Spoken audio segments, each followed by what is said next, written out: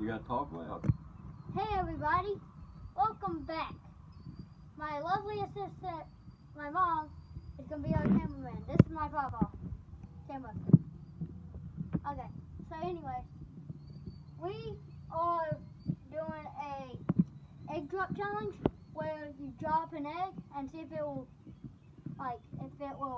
survive. Thanks. We're going to drop this raw egg and see if it breaks like 5 feet.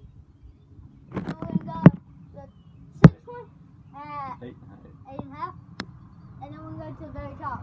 But I think it's going to break right here. And then once it breaks, we're going to do this. See how far it can get. Okay. So, my grandfather will hold that. And here goes nothing. In 3, 2, 1. Alright. Okay, that was Get 5 up the feet. ladder. 5 feet. Here goes 8.5.